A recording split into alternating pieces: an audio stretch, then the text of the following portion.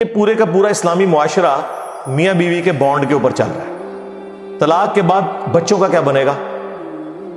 معاشرے کے لیے ناسور ہوں گے۔ یہاں تو ستیلی مائیں بچوں کا مینٹل ماڈل بدل دیتی ہیں، اور جہاں طلاق ہو جائے وہاں آپ کیا ایکسپیکٹ کریں گے کہ کیا ہوگا؟ اس وجہ سے اسلام نے تو اسے ناپسند کیا۔ سب سے بڑی چیز جس میں طلاق ہو سکتی تھی وہ بے حیائی ہے، تو سورہ نساء میں آیا کہ اگر عورت بے حیائی کرے تو اسے اپنے بستر سے الگ کرو، پھر بھی نہ باز آئے تو اسے مارو، لیکن مارنا اتنا نہیں ہے کہ اس کا کوئی حلیہ بگاڑ دینا، چہرے پہ نہیں مارنا، یعنی جس طرح چھوٹے بچے کو ڈانٹ ڈپٹ کی جاتی ہے۔ اب وہ تو بڑا اچھا موقع تھا کہ اللہ تعالیٰ کہتا کہ ڈائریکٹ طلاق دے دو، ایسی تیسی ایسی زنانی بھی، تو آخری درجے تک اوائڈ کیا جاتا ہے۔ بخاری مسلم میں حدیث ہے کہ عورت ٹیڑھی پسلی سے پیدا ہوئی ہے، اسے سیدھا کرنے کی کوشش نہ کرو، توڑ بیٹھو گے، اس سے نفع حاصل کرو، اور اسے توڑنا، اسے طلاق دینا ہے، توڑ بیٹھو گے۔ نبی علیہ السلام کو اپنی بیویوں سے تکلیف نہیں اٹھانی پڑی، یہ حدیثوں میں تو بہت تفصیل سے آیا ہے، قرآن میں ہی پڑھ لیں سورہ الاحزاب کے اندر پارہ نمبر 21 کا آخری حصہ سارا ہی اس لیول تک کہ اللہ کو یہ آیات نازل کرنی پڑی، اے نبی اپنی بیویوں سے فرماؤ کہ اگر تم دنیا کا مال اور دنیا کی عیش چاہتی ہو تو آؤ میں تمہیں دے کے تو طلاق دے دیتا ہوں، اور اگر تم اللہ، اس کا رسول اور آخرت کا گھر چاہتی ہو تو اسی مفلسی کی حالت میں میرے نبی کے ساتھ فقر کی حالت میں گزارا کرو۔ تو یہ تو عورتوں سے تکلیف تو اٹھانی پڑتی ہے۔ بخاری مسلم میں حدیث ہے، نبی علیہ السلام نے فرمایا کہ عورت کی حالت ایسی ہے کہ پوری زندگی تم اس کے ساتھ حسن سلوک کرو، اور کبھی ایک دفعہ کوئی تکلیف اسے تم سے پہنچ جائے تو یہ کہتی ہے جب سے تیرے عقد میں آئی ہوں نا، سکھ کا ایک دن نہیں میں نے دیکھا۔ یہ بخاری مسلم دونوں میں حدیث ہے، اور یقین کریں اس کا تجربہ بارہا ہم خود بھی کر چکے ہیں، اور جب تجربہ ہوتا ہے تو غصہ نہیں آتا، بس نکلتا ہے صدق رسول اللہ صلی اللہ علیہ وآلہ وسلم۔ آپ رسول اللہ کو یاد کیا کریں، حضور کی حدیث یاد کیا کریں، نبی علیہ السلام کو جو تکلیفیں اپنی بیویوں سے پہنچی انہیں یاد کیا کریں، تو آپ کو صبر آ جائے گا کہ میں تو شاہی کوئی نہیں۔ ہاں یہ ہر جگہ فٹ ہوتا ہے، میں تو شاہی، تسی بھی شاہی کوئی نہیں، ٹھیک ہے نا؟ کمپرومائز کریں۔ مسلم شریف میں حدیث ہے شیطان کا تخت پانیوں پہ لگا ہوا ہے، شام کے وقت سارے چیلے آ کے اسے رپورٹ کرتے ہیں، آج فلاں گناہ کرایا، فلاں سے چوری کروا دی، فلاں سے فلاں کام کروایا، خوش نہیں ہوتا۔ ایک چیلا آگے کہتا ہے آج میں نے میاں بیوی کے درمیان جدائی کروا دی ہے، تو شیطان اسے گلے لگا کے ملتا ہے اور کہتا ہے تو نے اصل کام کیا۔ جس نبی کی یہ تعلیمات ہوں اس کے ماننے والے روٹی صحیح نہ پکنے پر، سالن میں نمک کم ہونے کے اوپر غصہ کھا کے طلاق دیں، تو لعنت ہے پھر ایسے لوگوں کے اوپر جو اپنے نبی کی تعلیمات کو پش دکھائے بیٹھے ہیں۔ یہ تو نبی علیہ السلام نے باقاعدہ تلقین کی، بخاری مسلم میں حدیث ہے میں اپنے بعد سب سے بڑی آزمائش مردوں کے لیے عورتیں چھوڑ کے جا رہا ہوں، یہ اسپیسیفکلی میاں بیوی کے ریلیشن شپ کے اعتبار سے۔ مسلم شریف میں حدیث ہے کوئی بھی مومن اپنی مؤمنہ بیوی کے ساتھ بغض نہ رکھے۔ مسلم شریف میں ایک اور حدیث ہے کہ دنیا برتنے کی جگہ ہے اور سب سے بہترین سرمایہ نیک بیوی ہے۔ نیک بیوی سے مراد مطلب آپ کیا سمجھ رہے ہیں کہ کوئی آئیڈیل ظاہر ہے، آپ کیا ہیں؟ یہ دیکھیں نا، لوگ اپنے آپ کو دیکھتے نہیں ہیں، اور وہ لوگ جو لڑکیوں کے کالجز کے باہر اسلامی بہنوں کی خدمت کے لیے کھڑے ہوتے ہیں، ان سے بھی آپ ذرا پوچھیں نا کہ یہ جو عورت ہے اس سے تو شادی کرے گا جس کے پیچھے باہر ہو گئے گا، لعنت بھیجو، ایسا نہیں زنانی منو چاہیے دیے۔ بدماش سے بدماش لوگ جی، کیسی ہو جی، وہ 5 وقت نمازی ہو جی، وہ نقاب کرتی ہو جی، پردہ کر دیا، تو کیا کرنا ہے؟ ہاں جوڑا تے پھر اسمانہ تے بڑے ہیں، لب جائے گی تیرے نال دی تنوں۔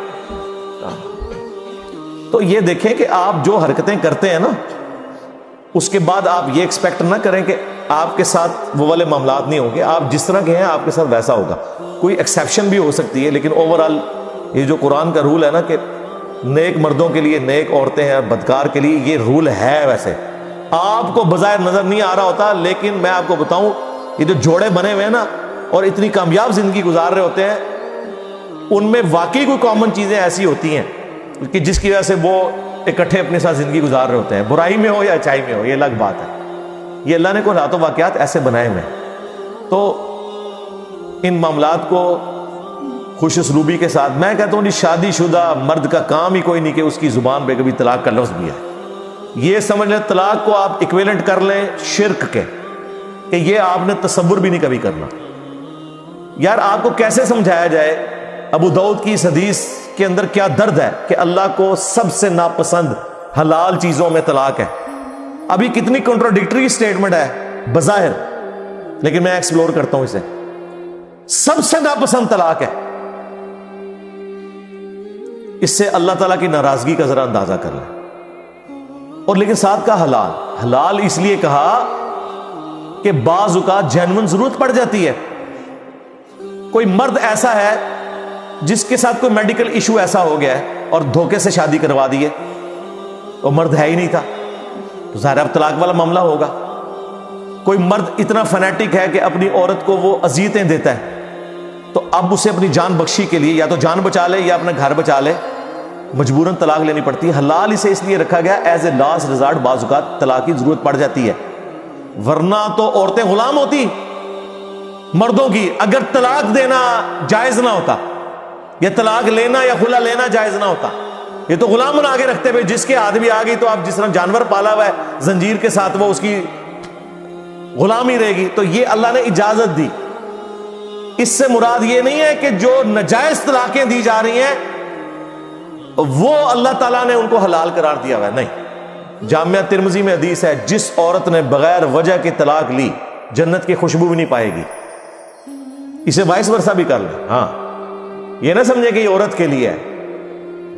یہ نہیں ہے کہ قرآن میں جتنے مردوں کے لیے سیکھے ہیں تو عورتیں مبرہ ہیں اس سے. ایک ورسٹ کیس کو ڈسکس کیا جاتا ہے اور باقی چیزیں انڈرسٹوڈ ہوتی ہیں. مرد و عورت کا ریلیشن شپ یہ بہت غیر معمولی ہے. جامعہ ترمذی میں حدیث ہے تم نے کوئی بھی محبت کرنے والے دو میاں بیوی سے بڑھ کے نہیں دیکھے ہوں. یہ ایک ایسا پاکیزہ رشتہ اللہ تعالیٰ نے رکھ دیا. قرآن میں اللہ نے فرمایا سکون رکھا ہے میاں بیوی میں ایک دوسرے کے لیے. پھر اللہ تعالیٰ نے فرمایا ایک دوسرے کا لباس ہے. یہ جو ڈراموں میں یہ جو مرد و عورت آپ کو دکھائے جا رہے ہیں نا، یہ ڈرامے لگائے ہوئے ہیں. ڈرامے میں ہی ہے اور کیا ہے، ریئل میں تو نہیں ہے یہ سارا معاملہ اس طریقے سے جو وہ آپ کو جس طرح ایک عجیب و غریب قسم کے جہان میں داخل کر دیتے ہیں. یہ ایک بڑا متبرک رشتہ ہے جس کو اللہ تعالیٰ نے اپنے انبیاء کرام کی سنت ٹھہرایا، اور پوری آئلی زندگی سورۃ البقرہ میں اللہ نے ڈسکس کی ہے کس لیول پہ جا کے، صرف یہ بتانے کے لیے کہ اللہ کے نزدیک یہ کتنی اہمیت کی چیز ہے. اس لیے کامیاب مرد وہ ہیں جو رن مرید ہوں. ہاں، اور غصہ آئے تو نہ نکالیں، خود نکل جائیں. یار مولا علی اور سیدہ فاطمہ کی جب لڑائی ہوئی ہے، بخاری مسلم میں آیا تو حضرت علی گھر سے نکل گئے. یہ ہے تربیت. ظاہر مولا علی کی پرورش نبی علیہ السلام نے کی تھی. تو جب کبھی بیوی پہ غصہ آئے تو یہ جو کتنے ظالم قسم کے مرد اور ساسیں ہیں وہ عورتوں کو پورا پورا دن گلی میں باہر کھڑا رکھتے ہیں. آج کے زمانے میں بھی ایسے لوگ کرتے ہیں. جبکہ حضرت علی علیہ السلام کا اختلاف ہوا ہے، یہ چھوڑ دیں غلطی فاطمہ کی تھی یا علی کی، تو سیکنڈری چیز ہے. حضرت علی ڈومیننٹ ہونے کے باوجود شیر خدا، توڑے ورگا کوئی بزدل مرد نہیں، شیر خدا ہو کے گھر سے باہر نکل گئے. کیوں؟ اس کی وجہ یہی ہے کہ اس رشتے کو آپ نے اسی طریقے سے نبھانا ہے. وہ جو بخاری مسلم میں حدیث ہے نبی علیہ السلام اپنی بیویوں سے 1 مہینے کے لیے ناراض ہو گئے تھے اور گھر کی چھت پہ شفٹ ہو گئے تھے، ایلا کیا تھا آپ نے، اور پھر آیات نازل ہوئیں. اسی دوران حضرت عمر کہتے ہیں میں ملنے گیا. پہلے تو امہات المومنین اپنی بیٹی کو جا کے ڈانٹا کہ یہ تم لوگ یہ کر رہی ہو. پھر حضور کے پاس آئے اور کہتے ہیں میں نے کوشش کی کہ بھئی حضور کو ہنسانے کی کوشش کروں، اور جب میں چھت پہ چڑھا تو ایک کونے میں چھوٹا سا مشکیزہ لٹکا ہوا ہے، ایک چٹائی پہ حضور لیٹے ہوئے ہیں، اوپر بھی چادر کوئی نہیں، صرف تہمت باندھی ہوئی ہے. آپ اٹھے ہیں، جسم پہ چٹائی کے نشان. حضرت عمر نے رونا شروع کر دیا، یا رسول اللہ کیسروں کس طرح دنیا کے مزے لوٹ رہے ہیں اور آپ اللہ کے پیغمبر ہو کے یہ آپ کی حالت ہے. آپ نے فرمایا لگتا ہے عمر ابھی بھی دنیا کی حقیقت تم پہ نہیں کھلی. کیا تم اس پہ راضی نہیں ہو کہ کیسروں کس طرح دنیا کے مزے لوٹیں اور ہم آخرت کی سعادت؟ پھر سرکار حضرت عمر کا قبلہ ایسا صحیح ہوا ہے کہ نہ حرام کھایا نہ کھانے دیا کسی کو. اس طرح سٹرکٹ مینجمنٹ انہوں نے رکھی ہے اپنے دور میں. جس نے یہ سارے منظر خود دیکھے ہوں اور اگر وہ واقعی جینوئن مومن ہو تو وہ اسی طریقے سے اپنے پیغمبر کو فالو کرے گا. پھر وہ بخاری مسلم کے الفاظ ہیں, کہتے ہیں میں نے اب سوچا میں حضور کو کوئی ایسی بات سناؤں کہ آپ کا موڈ آف ہے تو آپ ہنسیں. تو کہتے ہیں یا رسول اللہ دیکھیں جب ہم مکے میں تھے کس طرح ہماری بیویاں ہماری یعنی وہ کیا ہم کوئی غلام ہیں, ہاں کس طرح یہ ہماری اوبیڈینٹ ہوتی تھیں. جب سے مدینہ شریف ہم آئے ہیں تو یہاں انصار کی عورتوں نے تو اپنے جڑوں کو دبا کے رکھا ہوا ہے. ان کو دیکھ کے ہماری بیویاں بھی دیکھیں کتنی شیر ہو گئی ہیں. اور ہم پہ یہ واقعی جی عرب کے لوگ وہ تو کسی مرد کی بات نہیں سنتے تھے, عورت ان کے سامنے بول جائے چسک جائے.